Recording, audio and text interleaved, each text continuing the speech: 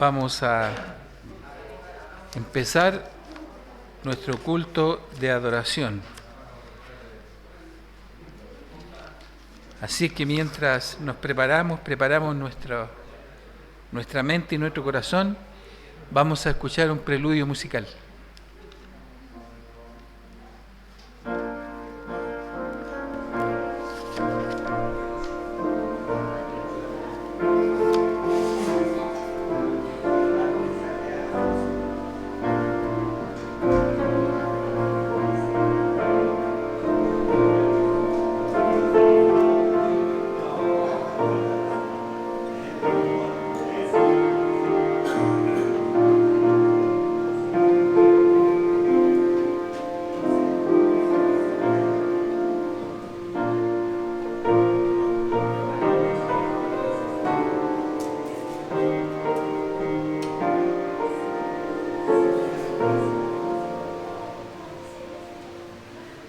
Oremos. Señor, en esta hora nos reunimos como parte de tu pueblo y, Señor, queremos pedir que tu presencia sea en medio nuestro, en medio de esta congregación, en medio de las alabanzas, los himnos, la predicación de tu palabra y también en la comunión que tendremos, Señor. Te agradecemos, Padre, todas tus bondades, todas tus misericordias que tú tienes para con nosotros cada día, y por eso llegamos hasta acá en este día que tú has apartado, Señor, para agradecer, para reconocer que tú diriges y guías nuestras vidas, y que pedimos, Señor, que tú no nos desampares, nos cuides y nos sostengas cada día. Bendito y alabado sea el nombre de Jehová nuestro Dios. En el nombre de Jesús, amén. El Salmo 1 dice: bienaventurado el varón que no anduvo en consejo de malos, ni estuvo en camino de pecadores, ni en silla de escarnecedores se ha sentado, sino que en la ley de Jehová está su delicia, y en su ley medita de día y de noche. Será como árbol plantado junto a corrientes de agua, que da su fruto en su tiempo y su hoja no cae, y todo lo que hace prosperará. No así los malos, que son como el tamo que arrebata el viento. Por tanto, no se levantarán los malos en el juicio, ni los pecadores en la congregación de los santos, porque Jehová conoce el camino de los justos, mas la senda de los malos perecerá. Esa es la palabra del Señor en Salmos capítulo 1. Nos vamos a poner de pie para adorar a nuestro Dios con el himno Al Dios de Abraham Loor.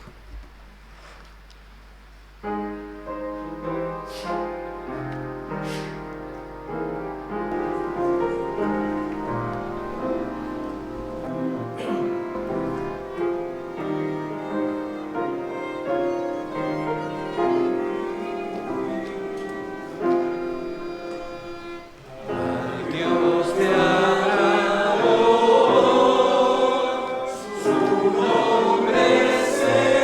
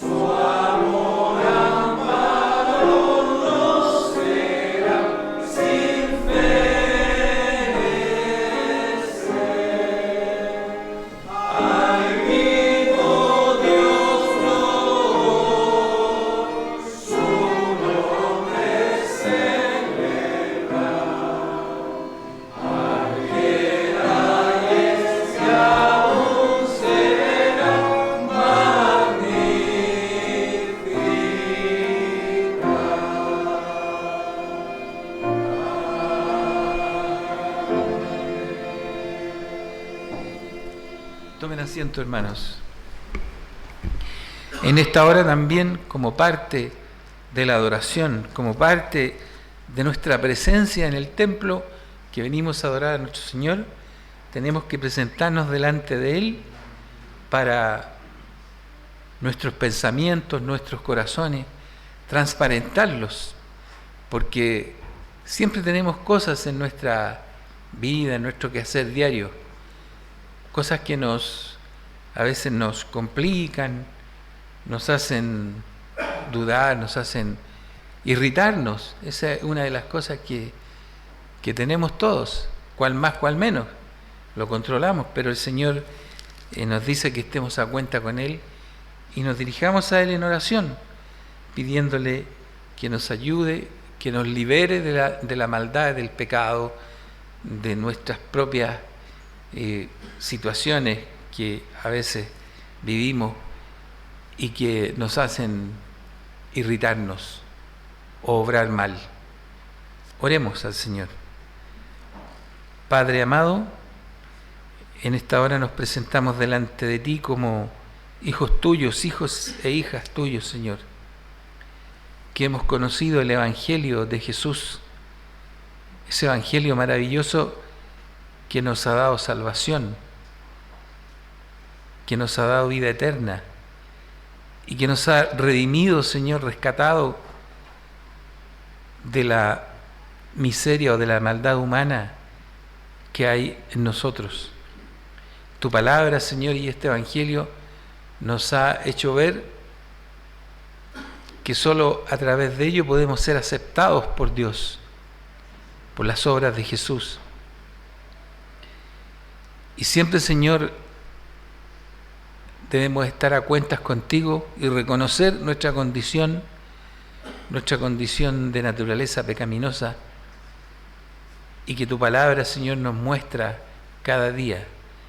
Pero tu Espíritu Santo, tu gran misericordia y tu gran amor nos va poniendo nuestro corazón en paz, nuestros pensamientos se sosiegan, nuestro ímpetu, Señor, se detiene.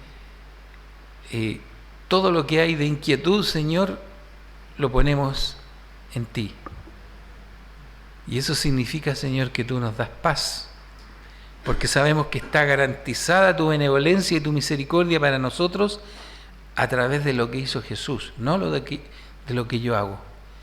Si hay algo, Señor, que tenemos que agradecer, es que Tú, Señor, has puesto en nuestro corazón y en nuestra mente Tu palabra y nos has aclarado nuestra situación como criaturas imperfectas. Gracias, Dios, por el perdón. Gracias, Dios, por la misericordia. Gracias, Señor, porque Tú nos sostienes cada día. Te agradecemos en el nombre de nuestro Señor Jesucristo. Amén. Hay un himno que se llama Me hirió el pecado y fui a Jesús, dice en su coro. Pongámonos de pie para cantar este hermoso himno.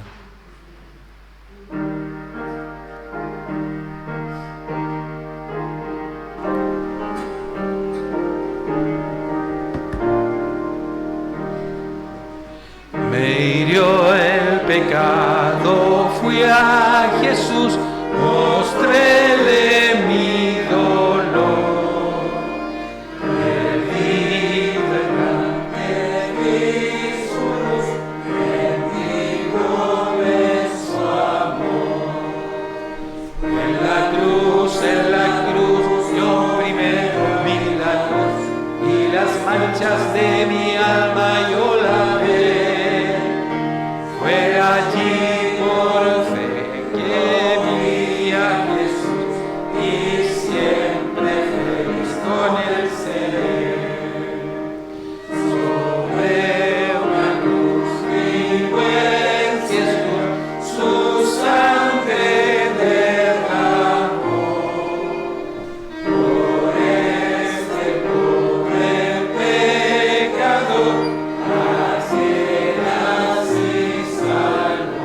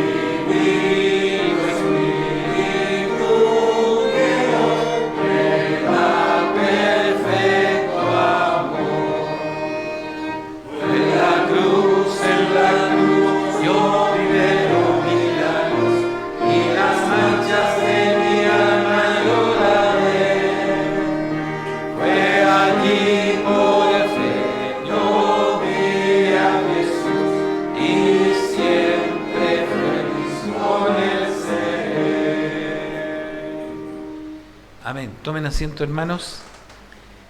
Este himno es muy conocido y es muy, como le dijera yo, es cada vez que lo veo su letra y lo canto, emociona, porque hace una descripción exacta de lo que Jesús hizo y una cosa directa de la cruz de Jesús, de la sangre derramada, que fue en beneficio mío y suyo. No tenemos otro beneficio frente a Dios que lo que hizo Cristo, y eso tenemos que atesorarlo. Bueno, también tenemos que creer y no dejar de creer lo que la Escritura dice. No podemos cambiar nada de nuestra creencia ni transar con nada, o dejar algo que digamos que es fantasía. El poder del Espíritu Santo, el Espíritu Santo se manifiesta en nosotros todos los días de nuestra vida, nos sostiene. Entonces, cuando nosotros declaramos a través del credo de los apóstoles lo que creemos, estamos reafirmando como iglesia que no vamos a cambiar por la misericordia de Dios, aún en estos tiempos que hay tanta secta, tanta tergiversación, como hablábamos en la escuela dominical, de las verdades bíblicas. Vamos a leer juntos el credo de los apóstoles, que dice: creo en Dios Padre Todopoderoso, Creador del cielo y de la tierra, y en Jesucristo, su único Hijo, Señor nuestro, que fue concebido por el Espíritu Santo, nació de María Virgen, padeció bajo el poder de Poncio Pilato, fue crucificado, muerto y sepultado. Al tercer día resucitó de entre los muertos, subió al cielo y está sentado a la diestra de Dios Padre Todopoderoso. Desde allí vendrá a juzgar a los vivos y a los muertos. Creo en el Espíritu Santo, en la Santa Iglesia Universal, la comunión de los santos, el perdón de los pecados, la aflicción de la carne y la vida perdurable. Amén. ¿Saben ustedes que hay gente que no cree en la resurrección? El otro día escuchaba a una persona en la televisión famosa del ambiente de la televisión, y relataba que esta persona decía que la vida que está viviendo la quería vivir a full. Usaba otra palabra que es a full, a concho, decía. Y la vida y las cosas, y pasarlo bien y todo. Y que cuando llegara su día último, pedía ciertas cosas que hicieran en su funeral. Pero nunca dijo nada si iba a otra vida eterna. O sea, en su manifestación se vio que creía solamente en esta vida. Y esta vida pasa, es corta, es efímera. Los momentos pasan, la vida transcurre, y sin Dios no tienen sentido. Cuando yo escuchaba a esta persona, sentía una profunda pena, porque decía: ¿y si yo estuviera en ese lugar?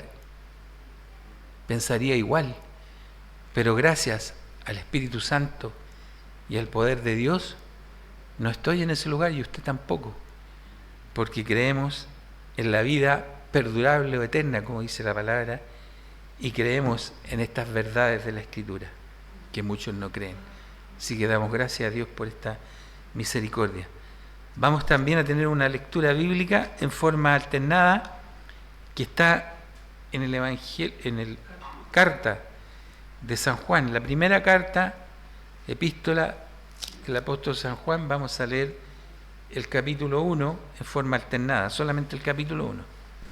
Dice así la palabra del Señor: lo que era desde el principio, lo que hemos oído y lo que hemos visto con nuestros ojos, lo que hemos contemplado y palparon nuestras manos tocante al verbo de vida.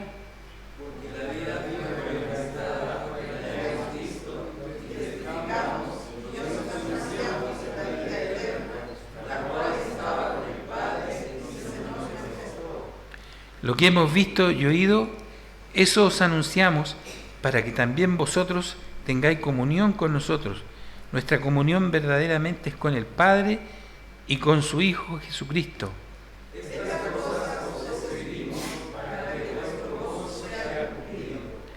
Este es el mensaje que hemos oído de Él y os anunciamos: Dios es luz y no hay ninguna tiniebla en Él.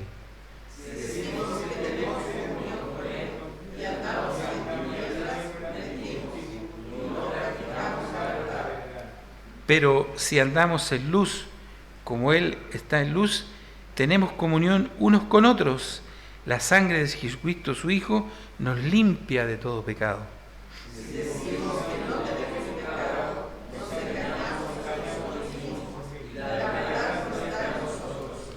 Leamos juntos el 9 y el 10.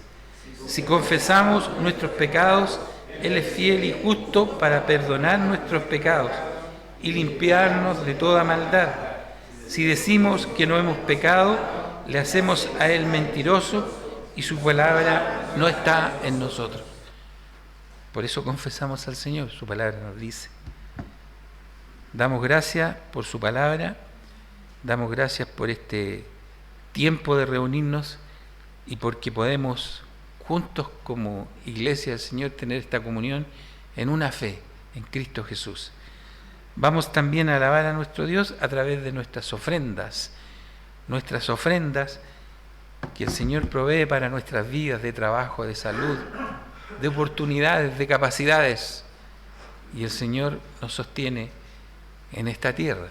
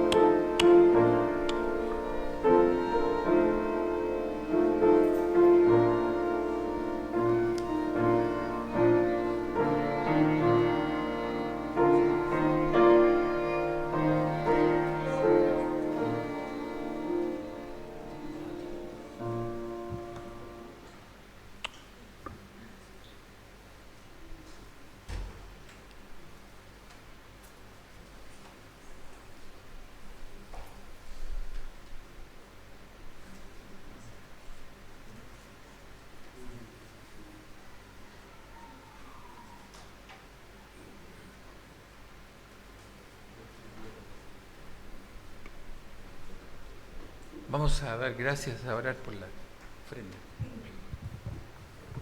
Amado Padre Celestial, bendito Dios, le damos las gracias, Padre, porque usted es bueno y misericordioso. A través de usted, Señor, podemos tener la compasión de tener trabajo, Señor, y también poder, de lo que tú nos das, Señor, distribuirte un poco a ti, Señor, con esta ofrenda para la extensión de tu reino. En el nombre de Jesús, amén. Amén. En el nombre de Jesús, siempre mencionamos eso en la oración, porque en el nombre de Él hacemos las cosas, porque todas las cosas fueron hechas por Él y para Él. Dios no hizo la creación y la tierra y el universo para el hombre. Hay posturas humanistas que dicen que Dios hizo las cosas para que el hombre las disfrutara y fuera feliz. No, las hizo para Cristo. Y a través de Él nosotros llegamos a participar de la maravillosa creación. Vamos entonces a preparar nuestra mente y nuestro corazón para escuchar la predicación de hoy día, que está a cargo de nuestro hermano Pastor Arturo Guzmán. Gracias. Se les saluda nuevamente a todos los hermanos que están aquí presentes.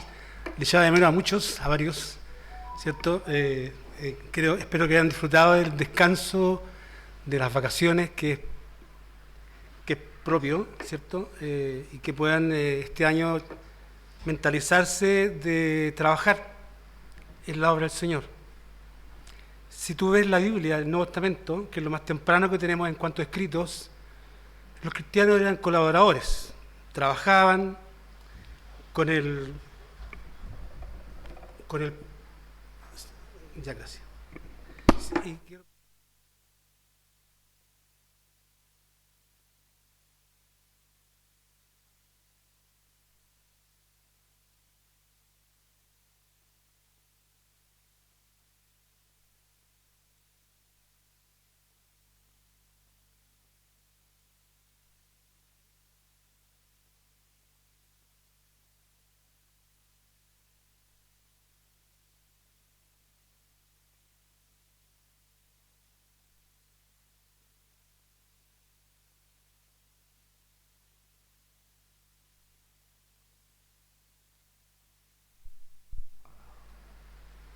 Está apagado. ¿Cómo no? ¿Cómo así? Bueno, ahora se escucha. Bueno, le reitero estoy contento por estar nuevamente en la iglesia. Hace 2 domingos atrás no estuve aquí presente porque tuve que ir a los Andes. Voy una vez al mes a los Andes porque soy como presidente de consistorio, pero la vez pasada surgió un problema y espero que... Hay un problema en los Andes, una hermana que es muy conocida, la hermana Soledad, del hermano Carlos Dazo. No sé si alguien se acuerda de Carlos Dazo, un presbítero de los Andes. Ella se le encontraron un cáncer. Así, de la noche a la mañana, llega a Estados Unidos, siente dolor en la espalda, va al médico, cáncer con metástasis, y ahí él estaba muy complicado. Y entonces me pidió que por favor participara del servicio del domingo anterior, porque él no iba a estar. Y otro presbítero también no iba a estar. Y otro hermano que está trabajando ya tampoco iba a estar por el tema de... Bueno, básicamente tuvo que estar los 2 domingos anteriores, atrás con ellos. Así que por eso no les veía y espero en el Señor que estén bien. Y espero en el Señor de que este año sea un año próspero. Básicamente, no solamente en el mundo material, sino que como cristianos en la vida espiritual. Que podamos consagrarlo al Señor. Gracias, hermana.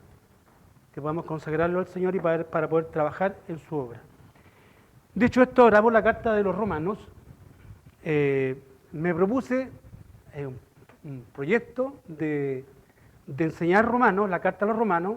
He hecho algunos puntos de Romanos, pero la idea es abarcar la carta completa de este gran libro del Nuevo Testamento, que ha sido un eje fundamental en la vida de la Iglesia a través de la historia, hay que decirlo. No es por nada que los grandes avivamientos dentro de la Iglesia a través de la historia ha tenido una gran influencia este libro en particular, que es Romanos.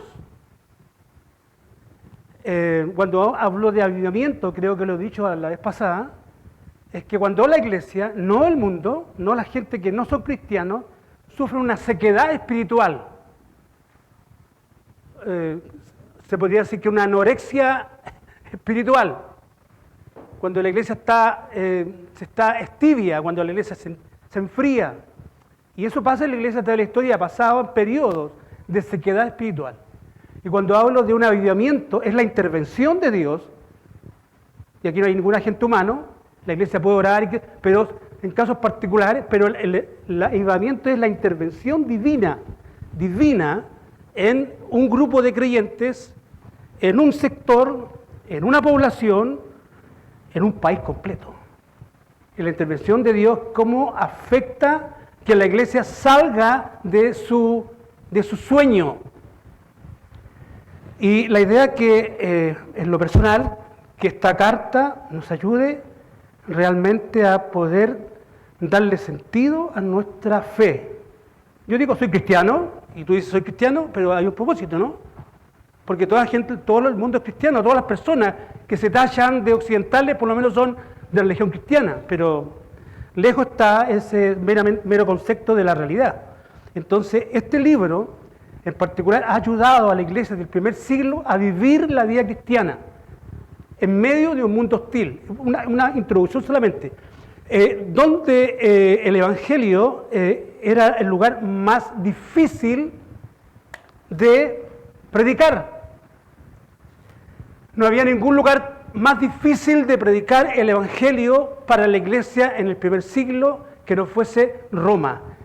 Y Roma era la capital del imperio. Ser cristiano en aquel tiempo era un pecado de lesa humanidad. Era un pecado de lesa humanidad porque la Iglesia o los creyentes negaban a César como Dios y Señor. Los emperadores en aquel tiempo, el siglo I, II y III, eran dioses en la tierra. Y se les dignaba adoración y reconocimiento. Y la iglesia primitiva, los cristianos del primer siglo, corajudamente, valientemente, no transaban su fe. Y eso es un punto importante porque cuando hablamos de iglesia y cuando hablamos de la iglesia moderna, la que nos ha tocado vivir es una iglesia que sí ha transado su fe. Y eso lo que todo el Nuevo Testamento nos muestra, nos enseña directamente e indirectamente. Este libro Romanos nos habla de quién es Dios y quiénes somos nosotros en nuestra condición de pecadores. Porque hay que decirlo enfáticamente. Aquí no se trata de una enfermedad psicológica, no puedo mover mucho. Aquí no se trata de una enfermedad psicológica, sino que hay un mal indeleble en el género humano, en el corazón mismo del género humano, que es el pecado. El pecado básicamente es violar la ley, en este caso de Dios. Pecado es básicamente errar el blanco. Este libro nos habla de que el hombre es pecador. Este libro nos habla también de Cristo y de su obra vicaria, de su misión. Este libro también me habla de la obra y la historia de la redención a través de Cristo. Este libro me dice casi de un evento que es prácticamente imposible que se pudiese haber gestado. Cómo el hombre, siendo una criatura, básicamente, ¿cómo lo explico? A ver, del núcleo mismo de su ser y de su esencia, es una criatura pecadora. ¿Cómo esa criatura pecadora puede tener relación ahora, es el tema, con un Dios santo? La Biblia declara que Dios es santo, que Dios es único, que Dios es atributos sublimes, que Dios está sobre su creación, que Dios fue un Dios creador. La Biblia no habla, por ejemplo, en cuanto a Dios de tal vez, quizás, probablemente no, lo declara enfáticamente su existencia, su preexistencia. Eso habla también el libro romano. La carta de Romanos nos declara también cuál va a ser nuestro futuro, nuestro destino. Cosa que para muchas personas hay una tremenda incertidumbre, sobre todo en estos tiempos complicados y complejos del mañana. Bueno, Romanos nos declara cuál es nuestro futuro en el mañana. Y fue escrita por Pablo, ya lo he dicho otras veces, que fue el más grande,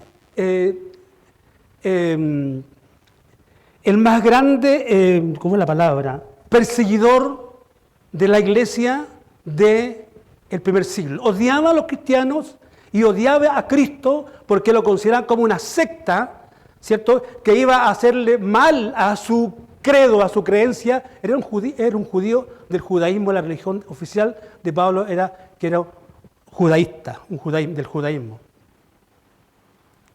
También he dicho que Pablo muestra en otras partes sus credenciales. Aquí dice que Pablo, en el caso que escribió esta carta, más allá de que fue un apóstol, anteriormente fue un fariseo. Y se declara como que fue el mejor de entre los fariseos, fariseo de fariseo.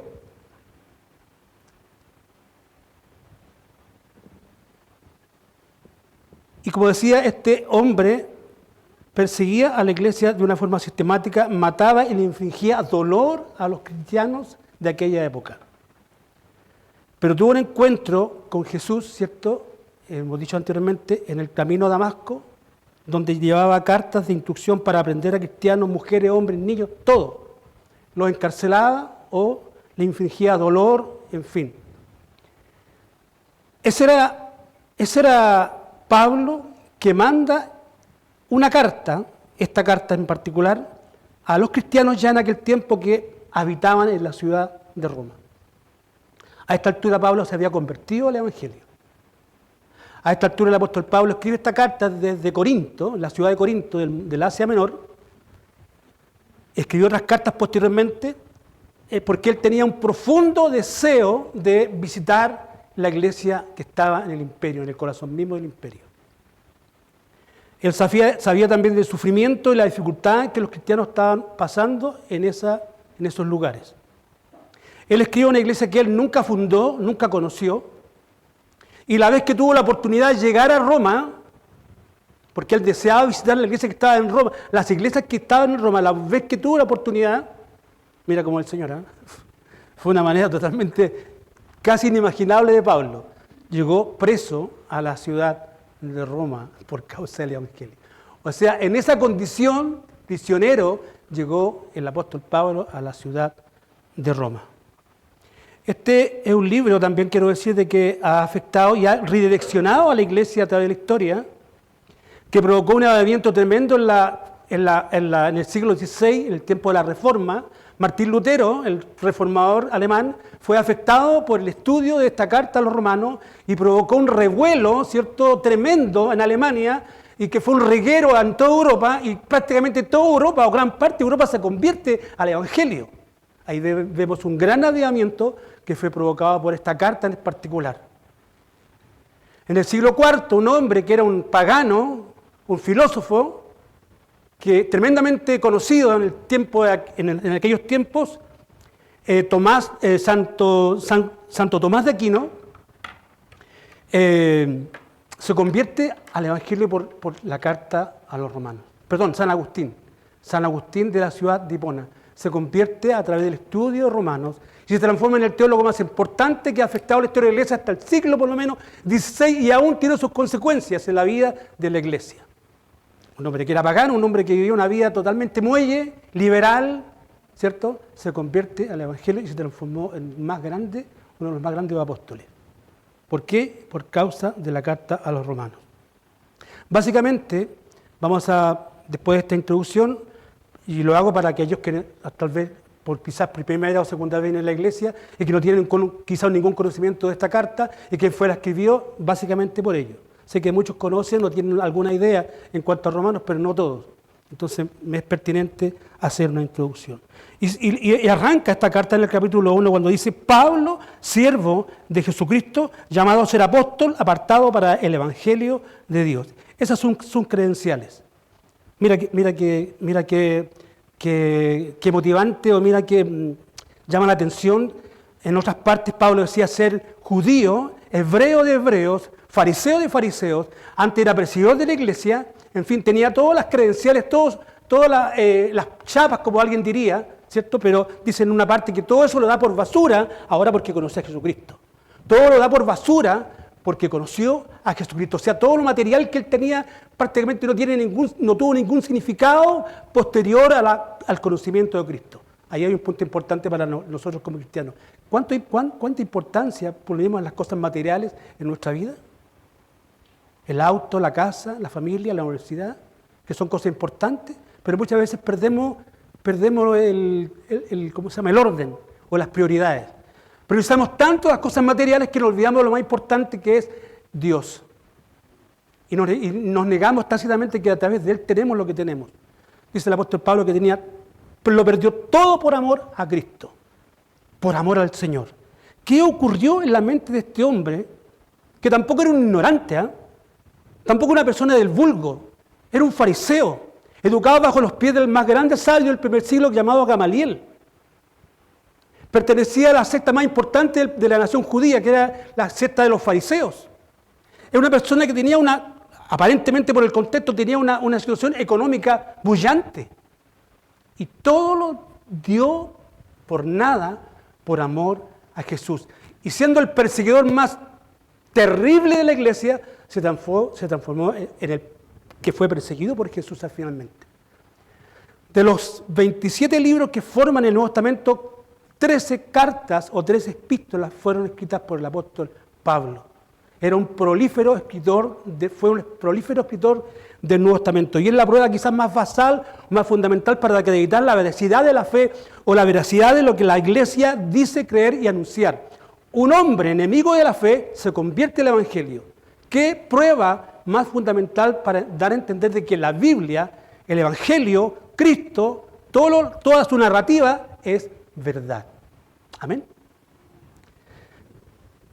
Dice que él era Pablo, que también se le conoce como Saulo de Tarso, dice que ahora es siervo, y ese tema es importante. Él ahora se considera siervo, esclavo, ¿de quién? de Jesucristo. Entonces nosotros como cristianos, ¿cuál es nuestra condición? ¿Quiénes somos realmente? ¿Cuál es la idea de Jesús? ¿Cuál es la idea del Evangelio, hermano? ¿Cómo nos valoramos ante la presencia de Dios? ¿El orgullo? ¿La prepotencia? ¿Mostrar nuestras chapas, nuestras credenciales? ¿O, como el apóstol, este hombre grandioso, llega a decir, Pablo, solamente siervo? Siervo se entiende por esclavo. Un esclavo pierde toda condición, ¿cierto?, personal. Ya no se debe a sí mismo, sino que sea al otro, al amo. ¿Ah? Entonces, como cristianos, no digo que vivamos como esclavos del primer siglo, pero en nuestra vida espiritual, ¿los consideramos siervos? ¿Estamos sometidos a la voluntad del Señor y a su palabra, que es lo más importante? ¿O vivimos un evangelio muelle, ¿cierto?, tibio, entre creer y no creer, frívolo de repente? ¿O realmente tenemos este carácter de este hombre que al final el Señor lo pulió, lo transformó, lo cambió y le dio esta visión de la vida de Dios y de sí mismo? Siervo, esclavo de Jesucristo. Esas eran las credenciales de Pablo. Apartado, dice, para el Evangelio de Dios, llamado a ser apóstol. Él fue apóstol, con todas las credenciales, con todos los méritos. Fue llamado a ser apóstol. ¿Por quién? Por hombre alguno, por Jesucristo. El Señor lo llamó y transformó esa vida en una forma maravillosa. Y esto, quizás no tan dramáticamente como al apóstol Pablo le ocurrió, también lo ha hecho con nosotros, ¿o no? ¿O tendríamos que haber visto una luz que cegaba nuestros ojos, como le ocurrió a Pablo, y caernos al suelo, casi desmayados, ¿cierto? No, no era necesario. La palabra, esa misma palabra que tocó a Pablo de Tarso, nos tocó a nosotros. Y tenemos que valorizarla, tenemos que darle gracias a Dios porque Él obró de una manera milagrosa en nuestra vida y me transformó de la vieja criatura lleno de vicios y pecados a un nuevo hombre y una nueva mujer. Eso es la iglesia, eso somos nosotros. Pedro dice que la iglesia nosotros somos un real sacerdocio, una nación santa, un pueblo llamado por Jesucristo. ¿Para qué? Para una misión. Y entonces, cuando yo leo esta carta, cuando nuevamente la tomo y la estudio, me provoca no sé a ustedes, pero como un despertar espiritual, como un pequeño avivamiento, porque siempre estamos como faltando la fe, estamos cometiendo errores y faltas, ¿cierto?, que afectan nuestra vida espiritual y nuestra relación con Dios. Pero leer nuevamente Romanos la noche anterior, anoche en la madrugada, me llamaba poderosamente la atención y me llenaba de gozo. Saber que hay un Dios primeramente que se ha autorrevelado en su palabra, creador, está sobre su creación y, como he dicho otras veces, está preocupado de una manera muy especial de ti y de mí. De ti y de mí. Apartado para el Evangelio de Dios. Esa es la tarea de la iglesia. No hay otra tarea. Aquí no estamos llamados a ser políticos, filósofos, médicos, cirujanos, no sé. Con esto lo quiero decir que ninguna profesión es importante. Todo lo que signifique bienestar para nuestra vida es importante, pero el eje central de nuestra vida es la extensión del Evangelio, de predicar el Evangelio, de dar la buena noticia a otra persona que está sumida y perdida irremisiblemente en su pecado y su único destino, porque hay dos destinos, el infierno o el cielo. No hay un limbo, no hay un purgatorio, como alguien trató de hacernos creer. Ahí está el cielo y el infierno, y esto claro lo presenta la Biblia. Entonces, Pablo dice que fuimos apartados para el Evangelio de Dios. Versículo 2, que él había prometido antes por los profetas. Esto del Evangelio, esto de Cristo, ya 700, 500 años había sido profetizado, que iba a ser manifestado en el primer siglo, en la vida de Cristo. Su obra y su ministerio, su muerte y resurrección, todo está profetizado calcadamente. Es algo extraordinario. Si hay algo que sorprende a los inconversos, justamente es la veracidad de la profecía bíblica, que el cumplimiento profético es exacto. Aquí no hay ningún Nostradamus, aquí no hay ninguna pitoniza, ningún pitonizo. No, aquí lo único que ve y vislumbra el futuro y anuncia el futuro de una manera certera, categórica y veraz es la profecía bíblica.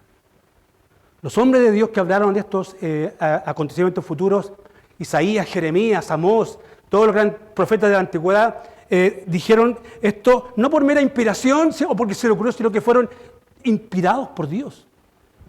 Fueron agentes humanos, fueron menos parlantes que anunciaron lo que Dios tenía por venir. Acerca de su Hijo, nuestro Señor Jesucristo, versículo 3, está hablando en cuanto a lo que el mundo antiguo hablaba en cuanto a Jesús.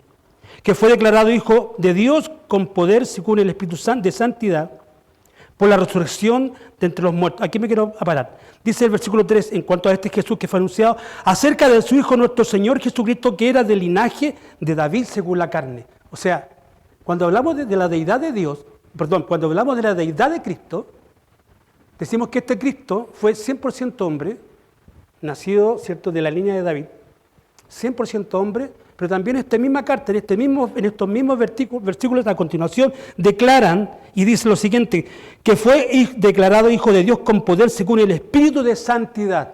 Habla de la divinidad de Jesús. La Biblia declara, y quizás es la doctrina más basal, más fundamental que puede existir, que le da consistencia a todo el credo de la Iglesia, la divinidad de Jesús. Si tú crees que Jesucristo fue un superstar, una superestrella que caminó por Palestina, ¿cierto? Y que grandes multitudes le seguían, bueno, mejor que cerremos la iglesia y lo vamos para la casa. No, eso no lo dice la Biblia. La Biblia dice y declara que Jesús es Dios, que fue Dios. Habla de la segunda doctrina importante, que es la encarnación. No la reencarnación. Si yo me porto bien, me voy a transformar en un ángel, si me porto mal, me voy a transformar en una mosca. No, la Biblia no habla de reencarnación, como el mundo de la India, por ejemplo. La Biblia habla de una doctrina fundamental también, que es la encarnación, de que Dios,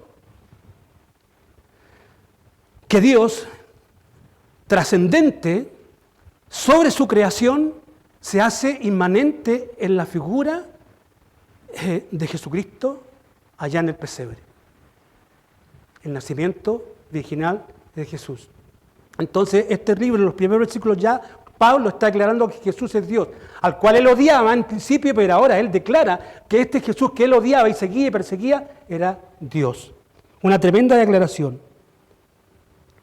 En el versículo 8 dice, por ejemplo, en cuanto a esta iglesia que él quiere visitar, dice, primeramente doy gracias a mi Dios mediante Jesucristo con respecto a todos vosotros.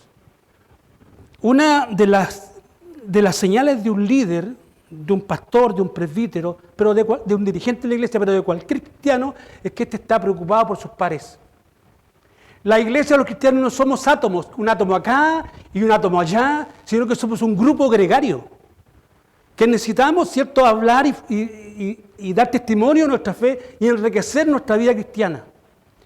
Entonces esa es una cosa que tenemos que ponerle el diente, hincar el diente, que este año tenemos que estar más cerca. Amén. Tenemos que estar más cerca en cuanto al quehacer de la iglesia, en cuanto al saber de la vida espiritual del hermano. Qué importante es saber que un hermano, oye hermano, sabes que estamos orando por ti. Oye hermano, sabes que me gustaría visitarte para que conversemos. O sea, esos nexos tienen que darse en la iglesia. Y este hombre, que fue este apóstol tan importante, tenía esa preocupación por la iglesia, al cual él todavía no conocía. Pero aún si no la conocía, fíjense, está orando por esa iglesia que quiere visitar. Primeramente doy gracias, versículo 8, capítulo 1, a mi Dios mediante Jesucristo con respecto a todos vosotros, de que vuestra fe se divulga, por todo el mundo. Esto realmente, me da, no sé, envidia o me da pena, porque bajo esas condiciones, esta iglesia predicaba el Evangelio. Sabiendo que en aquel tiempo ser cristiano, o tomabas tus pirchas y te ibas lejos, o al poco tiempo estabas muerto. No había otra manera.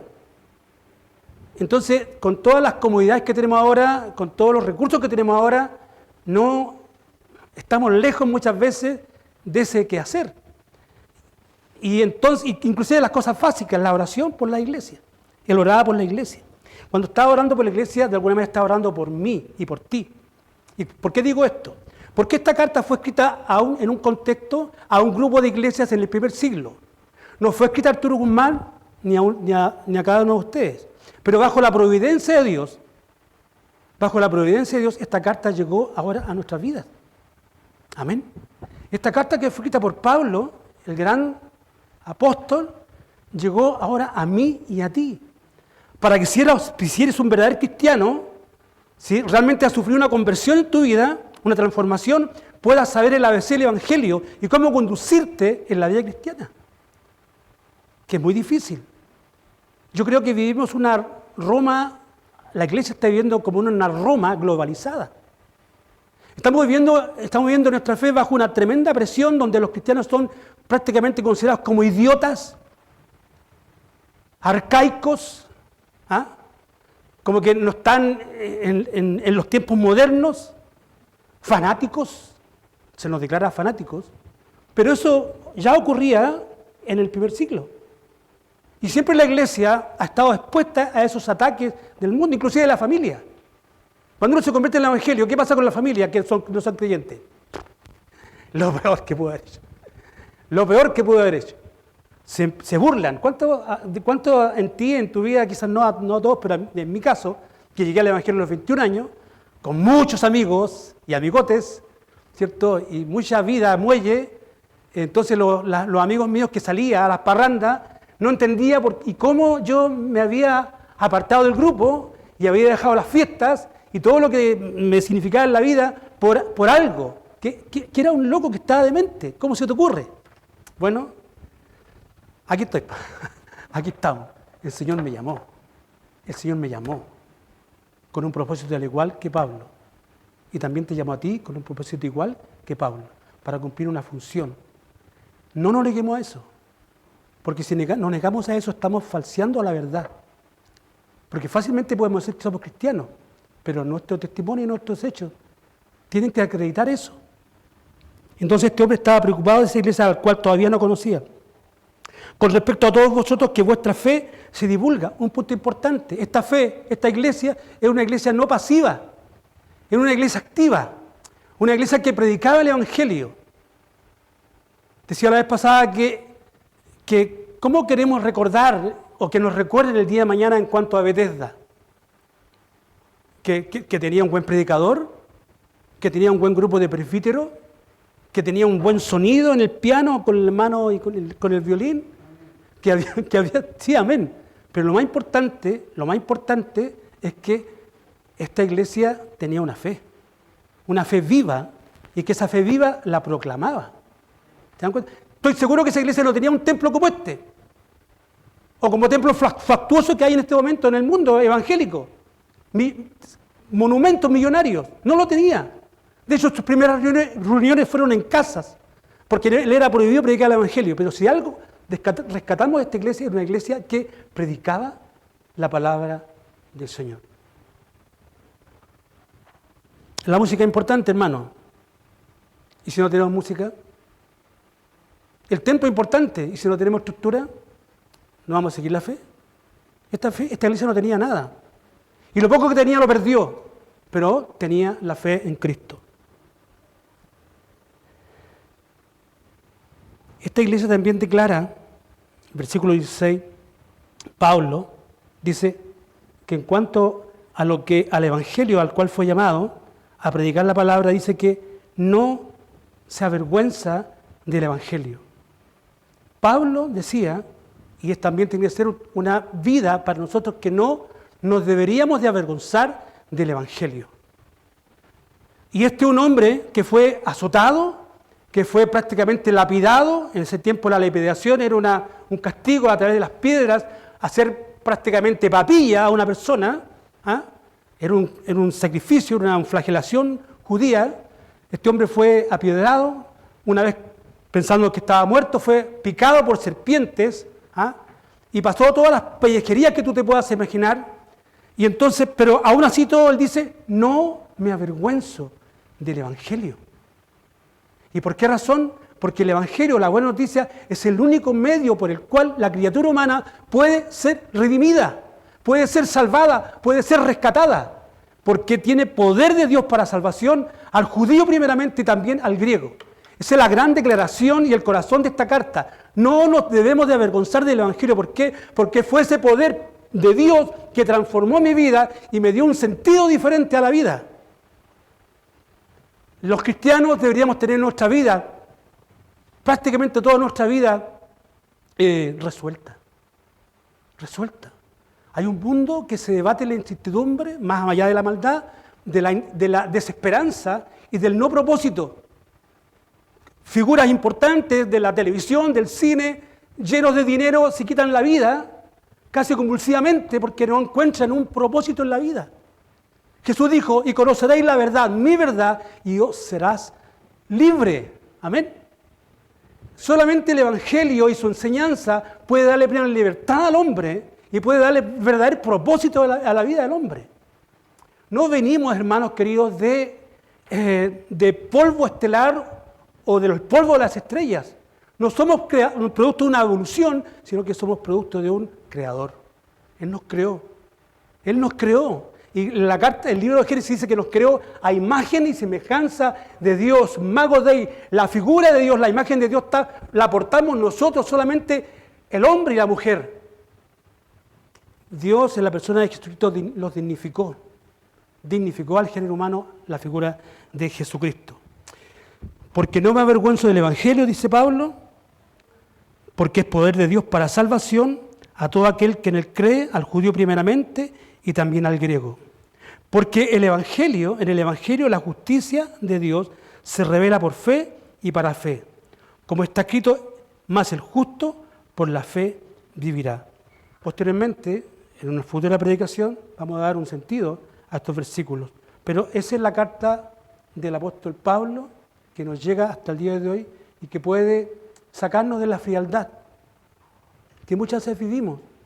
Porque podemos estar aquí en la iglesia, podemos cantar alabanzas, podemos ofrendar, pero estamos cientos de años luz de Cristo.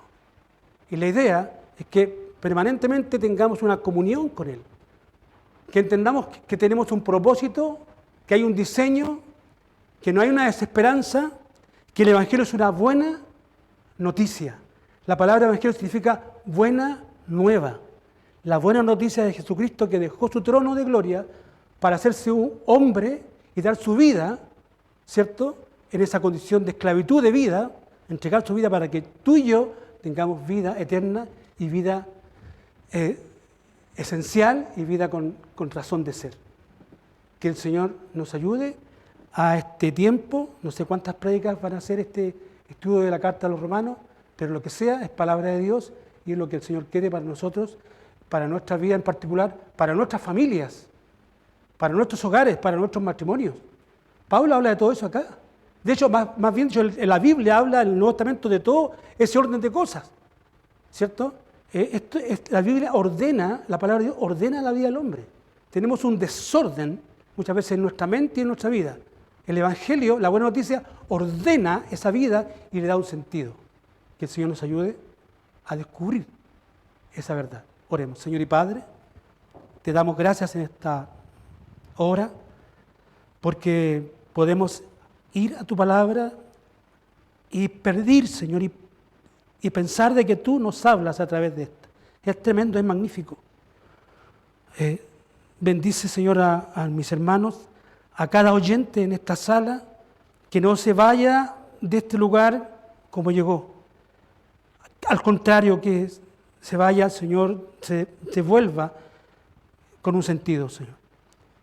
Te ruego y te pido que tu Espíritu Santo obre en cada corazón, tocando mentes, Señor, y pensamientos. Que si hay alguien en esta sala que no te conoce, que no tiene la experiencia de la vida eterna, de la conversión, que tú puedas tocar su corazón, Señor. Que tú puedas hablarle a su mente que sin ti está perdido, que contigo, Señor, tiene todas las cosas. Bendice la iglesia y su gran propósito. En el nombre de Jesús. Amén y amén. Que el Señor le bendiga.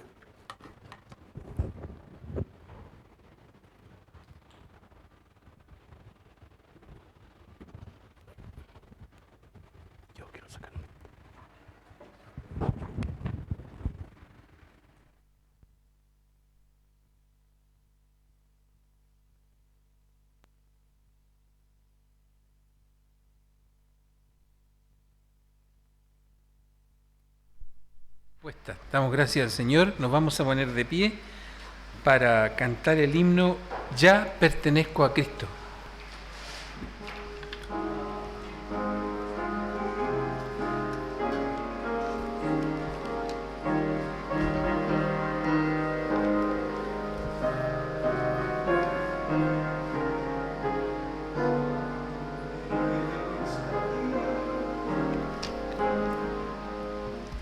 Cristo el Señor me ama por siempre, mi vida guarda tan tiernamente, vence el pecado, cuida del mal, ya pertenezco a Él, ya pertenezco a Cristo, y Él pertenece a mí, es mío por la eternidad,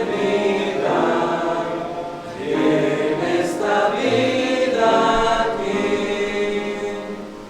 Cristo bajó del cielo y buscóme, lleno de vil pecado encontróme, me levantó de ver fuerzas mil, ya pertenezco a Él,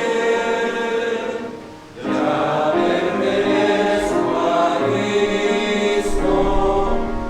Él pertenece a mí, es mío por la eternidad, en esta vida aquí. No soy indecible y nunca de mi alma, siento en mi ser la célica calma, Él me llenó de felicidad, ya pertenezco a Él, ya pertenezco a Cristo, y Él pertenece a mí, es mío por la eternidad, en esta vida aquí. Vamos a tener la bendición pastoral para terminar y luego la doxología Dios te bendiga, pero antes les quiero recordar que el próximo sábado vamos a tener de reuniones aquí del presbiterio, entonces vamos a tener que ser de anfitriones. El pastor, después que termine la reunión, se va a reunir con las diaconisas y algunos hermanos que van a cooperar, porque es un solo día, sin alojamiento y solamente desayuno, almuerzo y 11 que hay que atender el día sábado. ¿Ya? Vamos entonces a la bendición pastoral y luego la doxología Dios te bendiga.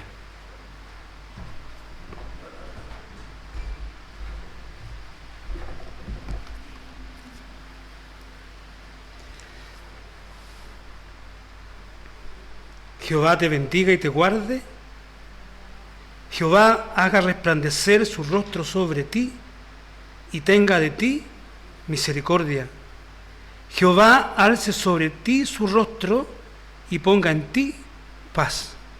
Si hay algo que anhelamos, Señor, en lo profundo de nuestro ser y entrañas, es tener paz, es tener propósito, Señor, es tener seguridad, es saber que estamos cubiertos, Señor, por ti, por tu protección y por tu amor.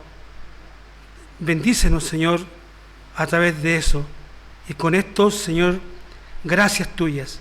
Bendice la iglesia, bendice a cada familia aquí representada. En el nombre de Jesús, amén y amén. Dios te bendiga, protección te dé.